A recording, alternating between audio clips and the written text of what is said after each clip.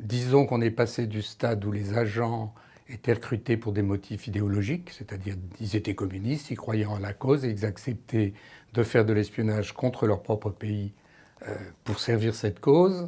Et on est passé maintenant à des gens qui agissent selon les principes habituels de recrutement, c'est-à-dire des gens qui veulent de l'argent, des gens sur qui on exerce du chantage, des gens qui ont un ego surdimensionné.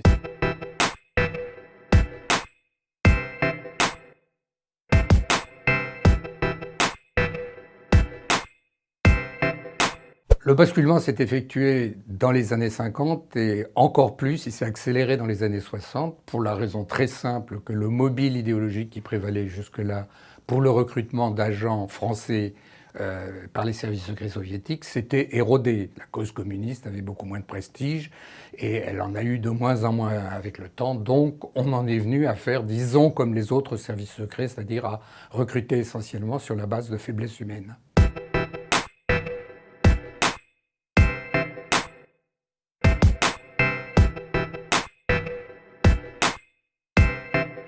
Georges Pack est un exemple d'une personne qui a été recrutée parce qu'il avait un ego surdimensionné.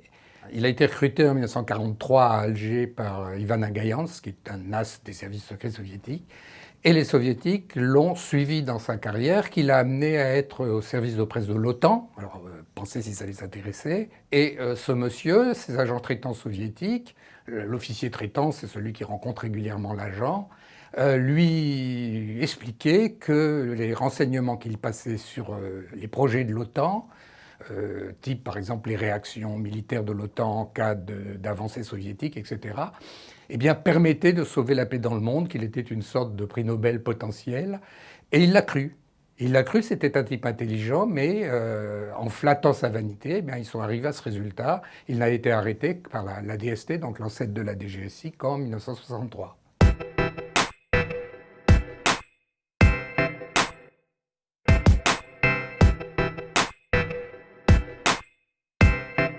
La tâche de la DST était très ardue parce qu'il fallait surveiller les diplomates soviétiques en poste à Paris, dont une grande partie travaillait pour les services de renseignement, soit pour le KGB, soit pour le renseignement militaire, le GRU.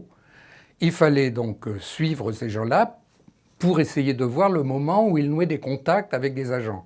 Et puis on faisait aussi du contre-espionnage classique, c'est-à-dire quand vous vous apercevez qu'il y a une fuite de données, eh bien vous cherchez les personnes qui ont pu avoir accès à ces données. Et par élimination, vous arrivez à une shortlist et à ce moment-là, vous vous mettez à surveiller individuellement les personnes de cette shortlist jusqu'à ce que vous arriviez au moment, parce que le fin du fin, c'est naturellement d'arriver au moment où il y a un contact, où il y a une remise de documents pour faire un flagrant délit. C'est encore mieux.